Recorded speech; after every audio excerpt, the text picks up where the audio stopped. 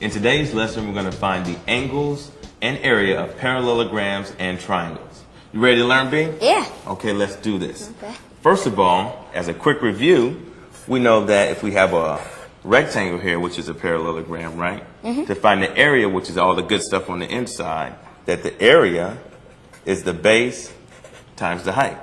Okay? Okay. So if we look at the base here and the height, we just multiply those two together, and that gives us the area of the rectangle. Okay? Now we have this figure here, which is called a parallelogram, because these two sides here are parallel, and the top two sides are parallel. So they call it a parallelogram. All right, you with me, dog? So check this out. See how this thing is kind of slanted to the side? Yeah. So now if you go out with your mom and she saw you slanted to the side, she'd say, Brandon, stand up straight, right? There you go. So what we want to do is make this parallelogram stand up straight. The way we do this is we're going to Jackie Chan this thing, all right? So we go to this inside corner and we, bam, chop it like this, all right?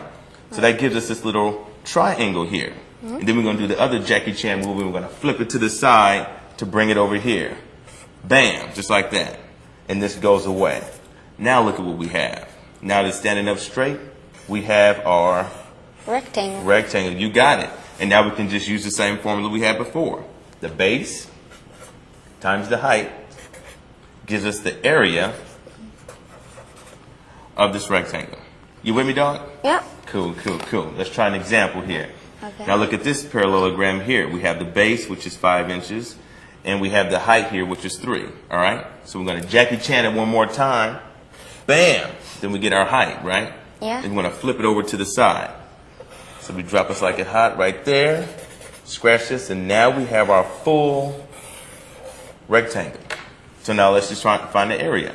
The area is the base, which is 5 inches, times the height, which is what? 3 inches. You got it.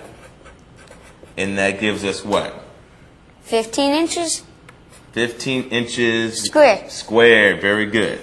So let's take a look at the units real quick. We're multiplying inches times inches. And anytime you multiply units by themselves, they come out squared. So if we look here, we have inches times inches, which is inches Times inches squared. You got Inches it. squared. So if we had feet times feet, that would give us feet Squared. All right. And if we had Brandon times Brandon, that would give us Brandon squared. all day. Good job, man. Give me a pound on that. Yeah, player. All right. Now check this out. Now we want to find the area of a triangle. All right? Now if we go back once again to our square, we know to find the area is just the base times the height. Okay? Now if we Jackie Chan this here along this diagonal, we split this square into two what? Triangles. You got it, man. So if the area of a square is base times height, if we take a triangle, which is half of that, then the area of a triangle is just 1/2 times the base times the height. Because half a triangle plus a half would give us the whole square. So now we have the formula for the area of a triangle. Let's do another problem here. In this triangle here, we have a base, which is 2 meters, times the height, which is 4 meters, right? So we're going to multiply the base times the height. So 2 meters times 4 meters, which gives us what? 8 meters squared. Alrighty then, 8 meters squared. But now we want to take half of it because we're doing the triangle, right? So we divide this by 2, so the area would equal what? 4 meters squared. 4 meters squared. Do this. Pop your color. There you go. Good job, man. All right. Now the last thing we want to look at are the angles in a triangle. Okay? So check this out here. When you're looking at angles, right, you have 2 rays, just like here with these scissors, right? And they come connected at this point here, right? This point is called the vertex. See right here we have the vertex, which is this point. All right? Now, as we change these back and forth, we get different angles, okay? Now, some of these angles have different names, all right? Now, every angle is correct, but there's only one right angle, all right? So if we look at a right angle, that's when we are at 90 degrees. When we form this L, this gives us a right angle, okay? Just like we have here, a right angle.